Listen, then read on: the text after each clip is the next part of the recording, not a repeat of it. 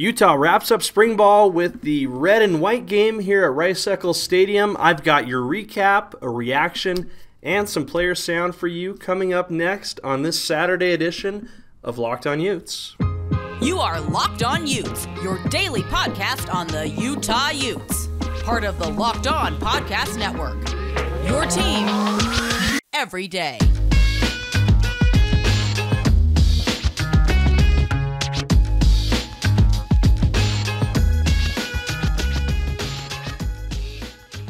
Hey guys, thanks for tuning in to Locked On Utes. Appreciate you making Locked On Utes your first listen every day. As a reminder, the show's free and available wherever you get your podcasts. I'm also on YouTube, where you can probably notice I've got a lot of lovely, nice, natural light hitting my face here on Saturday afternoon. It's about 2:50 p.m., probably about 45 minutes after the end of the spring game here to wrap up spring ball for the University of Utah football program. Just so you guys know I'm not lying, I'm going to turn the camera around.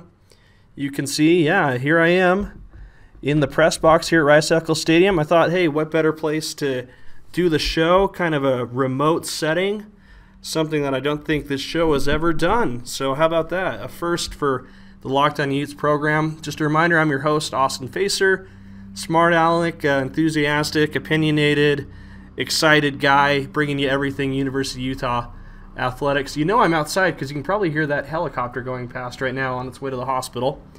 Anyway, yeah, so spring game just wrapped up. A lot to talk about here. The results of the game, which is meaningless, but still a lot of fun to talk about. We saw the white team prevail over the red team 21-14 in a game that was probably highlighted by the quarterback battles on both sides for the red and white team. The game started, of course, with just one drive by starting quarterback Cam Rising, who was methodical, who was surgical, who was giving the team and Coach Whittingham everything they wanted to see from him in just a single series. He went 4 for 6 on his way to a touchdown that just looked pretty easy, as Coach Whittingham put it after the game, and that was all they needed to see from Rising. He took the headset after that and helped call some plays and give some direction to the white squad, who was from then on quarterbacked by Bryson Barnes.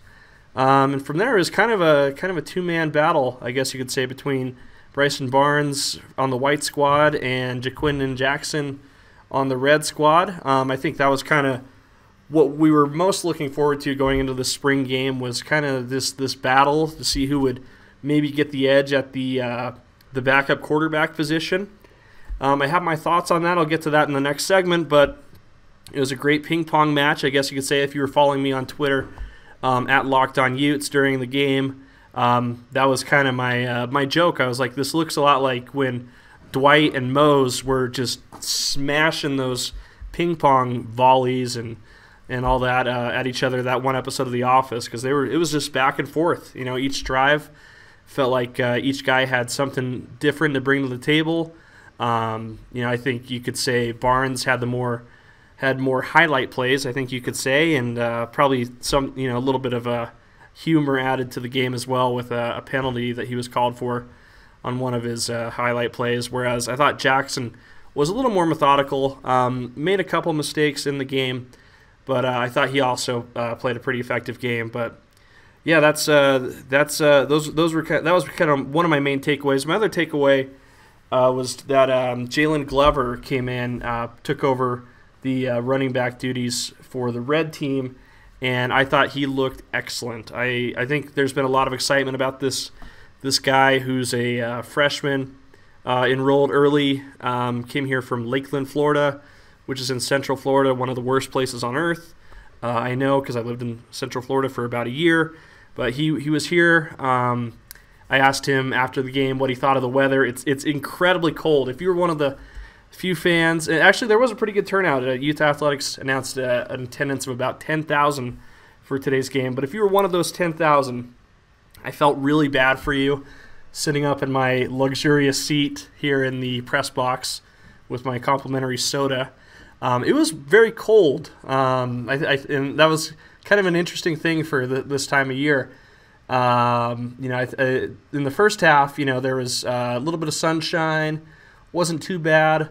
Kind of had cleared up by the second half, especially by the end of the game. It was cloudy, overcast, and we were also dealing with a little bit of sleet. So when we were down on the field waiting to get to the media area for the post-game press conference, I was freezing, even though I had a coat on, and I felt really proud of the Ute fans who had stuck out the weather and endured the seasons, the elements to enjoy a bit of spring football. And I think if I could just sum up my basic feelings, boil it down to a simple thought, I would say I was just really sad that we still have so much time to go until September for the Utes for the Utes opener on the road at Florida in the Swamp on September 3rd. I felt bad that we still had an entire summer to go because this got me really excited for football season. I thought there was a lot of great energy on the field, and just to be back in the stadium, even though obviously it wasn't a typical home game environment, it was still a lot of fun, and it was good to see a lot of the friends here in the media and a lot of fans out in attendance. So that was a lot of fun. Really, really, really needed, I think, just a little taste of football. So that was awesome. I really did enjoy that. So I'll get more into the quarterback battle that we saw today. That was obviously, I think, kind of the big story that a lot of us up in the press box were keeping an eye on. But first, let me tell you about Built Bar. I'm sure you've seen these billboards all throughout Salt Lake City. I know I have. You're like, what the heck are these things? They've got puffs. They've got marshmallows. What's the deal? Are these good? I'm here to tell you that they're not only good, they're delicious. Puff Bars, proud sponsor of the Locked On Utes show. They are fantastic, especially the Built Bar Puff, the Built Bars Puff Bars. Probably their top-of-the-line product right now. These things are crazy good. They've got unbelievable flavors. These are protein-infused marshmallows with flavors such as cinnamony churro, banana cream pie. These things are crazy. They're covered in 100% real chocolate. And I know what you're thinking, aren't these supposed to be healthy? How did they do that? I really don't know. That's the thing. I don't know how they do it. This is what I've been told. I've been told the way they do it, they approach their candy making by making it taste good, making sure it's 100% real chocolate, and then somehow using chemistry, alchemy, magic, whatever, they make it taste good. They do it every time. These things have about half the calories of a typical candy bar, just 4 grams of sugar, only 4 net carbs, but loaded with protein, 17 grams of protein. Compare that to a candy bar, which typically has about 240 calories, 30 grams of sugar, and tons of carbs. This is nothing short of miraculous. So I want you guys to go to Built.com, use promo code LOCKED15, that's LOCKED15, and you'll get 15% off your order. Again, that's LOCKED15 to get 15% off at Built.com. So again, thinking about the quarterback battle that we saw, that to me was the story of the day for the spring game. I think that was something that was being talked about heavily on Twitter, that I was monitoring probably way too closely during the game instead of doing my job and actually watching the action. But that really was, to me, what this was all about. It was something that we asked Kyle Whittingham about. We asked Cam Rising about it after the game. And it really was super encouraging to see two guys do really well.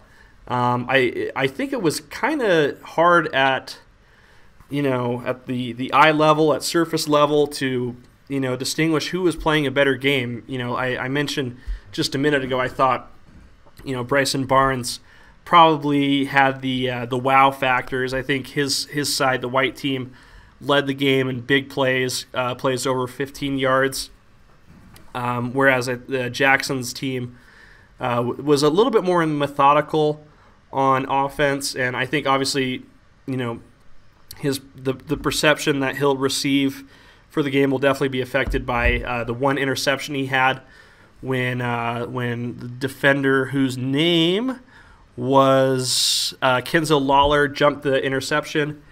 He read him the whole way and jumped the pass.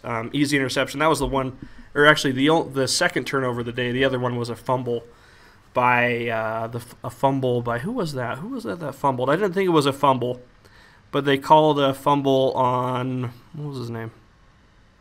One of the receiving backs. It was either Mika Bernard or Tavion Thomas. It wasn't really I thought the officiating was a little suspect today, but hey, it's Pac-12. It was a running clock. Nothing on the line. I wouldn't take too much. I wouldn't take that too much into account on my evaluation of the game. But anyway, yeah, I think if I had to give an edge to anybody in the game, despite having the one interception, I think I would probably give it to Jackson. I think you look at the stat sheet here, he was a little bit more effective. He went 11 for 17 for 138 yards, 2 touchdowns, also made some really nice plays on his feet, was not sacked in the game, whereas Barnes completed just 50% of his passes, but had the highlight of the day, which was a 55-yard scramble for a touchdown, which was called back due to a taunting penalty near the goal line where, I guess in the referee's mind, Barnes was looking back at his defender, might have been saying some words. Who knows? For me, the way I saw it, it was just teammates playing against teammates, guys having fun. Regardless, they still threw a flag. I guess they felt like the players had a responsibility to take it very seriously. The players joked afterwards. They were like, just let that one go. It's a spring game. Who cares? That was my take on it as well.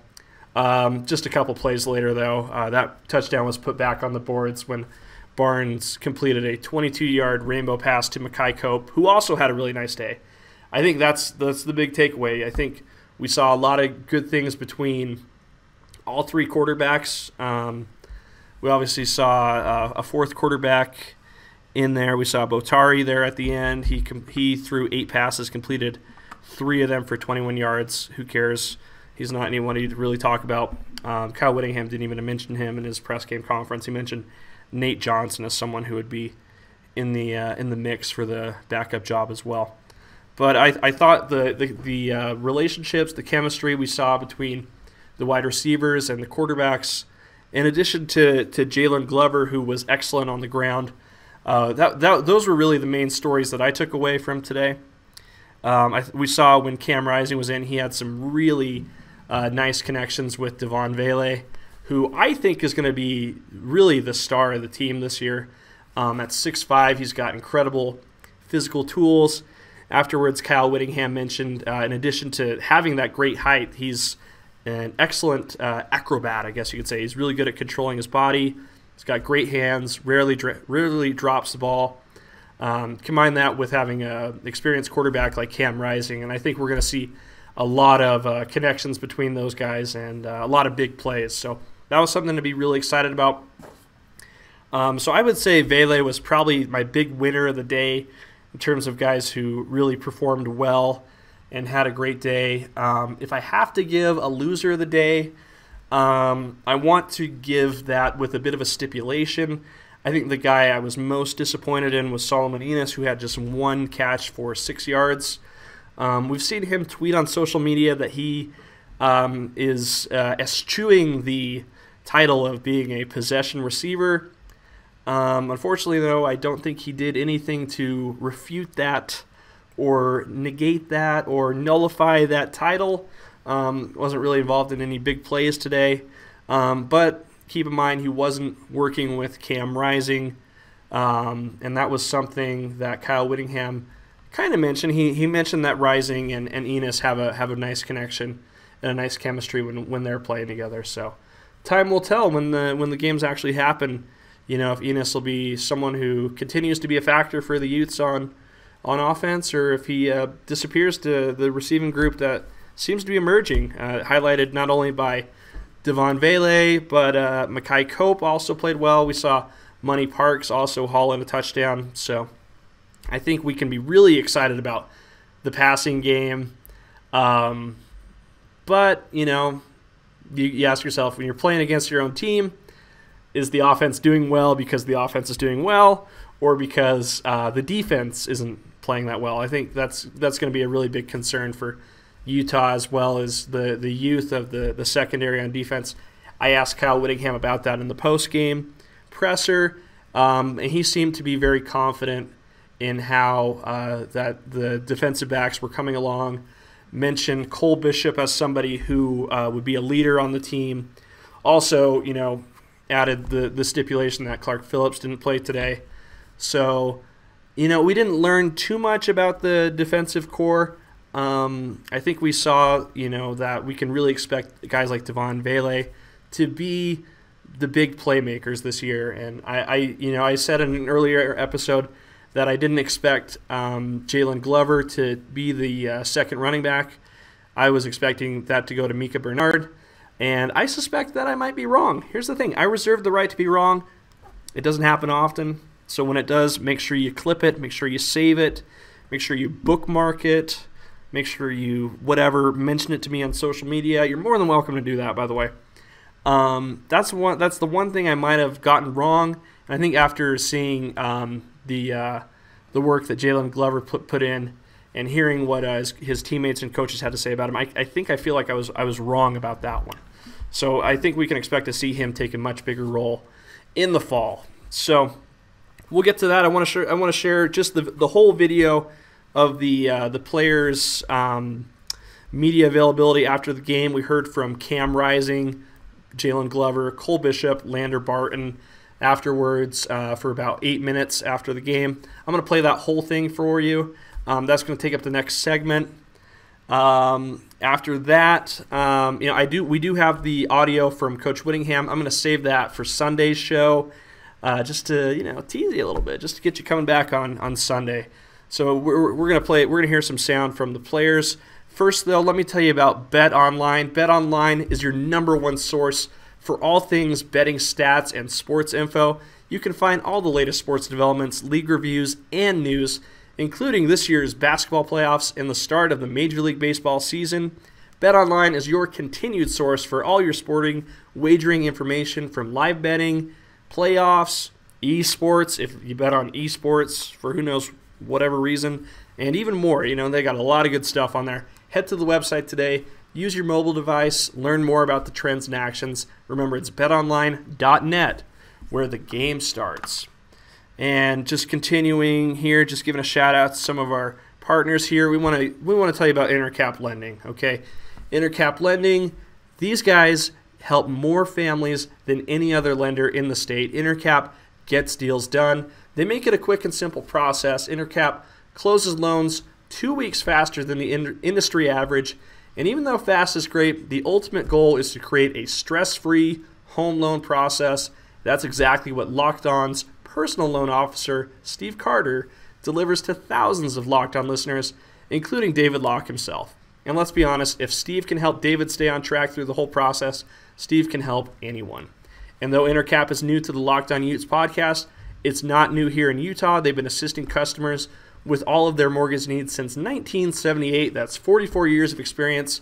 Steve has not only been doing that, he's been also a part of the Locked On family since 2018. He's headquartered here in Utah, but he's licensed to help with all your mortgage needs in 40 different states.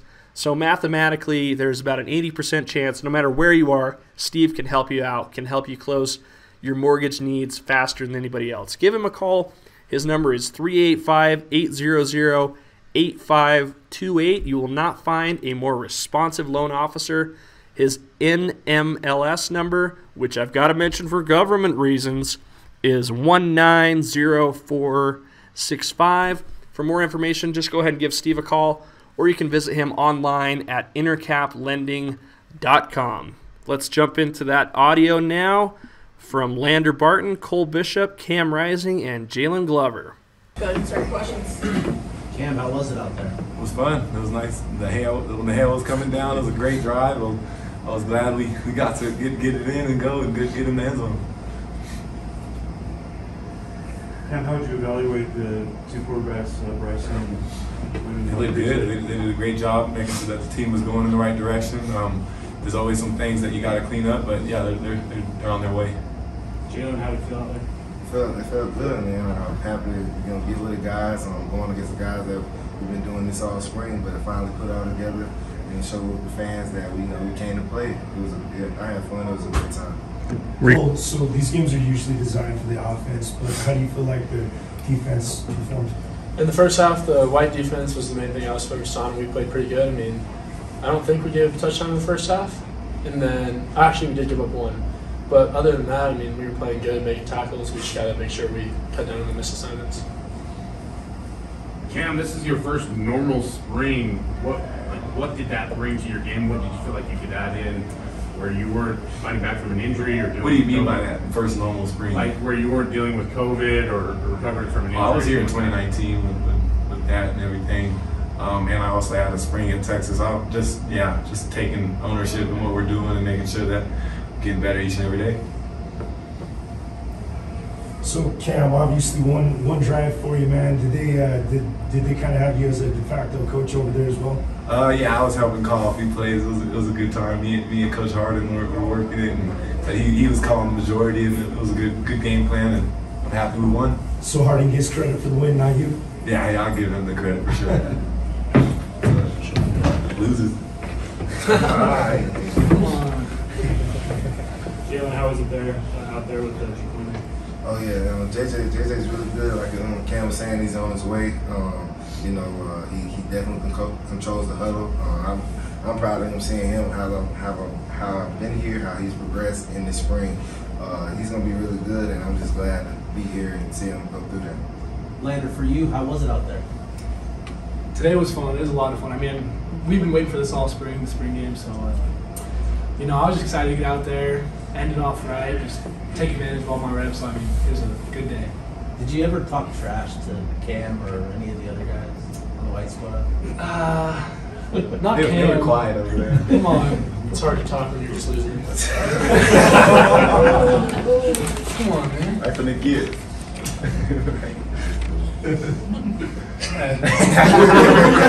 What do you have to say about that, Lander, huh?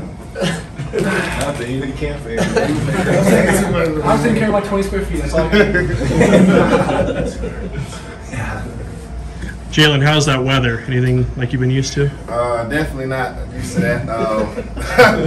But I can say it is kind of bipolar like Florida, because sometimes we have some sunshine and then 30 minutes later it go to raining. But I guess it rains and snows here, so it's a little different.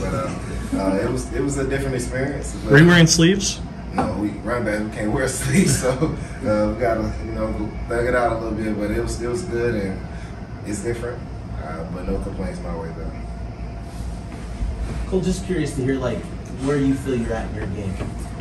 I feel like I had a pretty good spring, definitely progressed. I mean, last year I got a lot of experience towards the end of the year, and I mean, there's still a lot to work on, obviously. Trying to really just work on building off of last season and just keep going. Is leadership kind of the big thing for you moving forward? Yes, I mean, with Vontae and Brandon, Devin, and Nephi, Mika, all of them leaving, we really need guys to step up, and I'm trying to progress as much as I can in that aspect.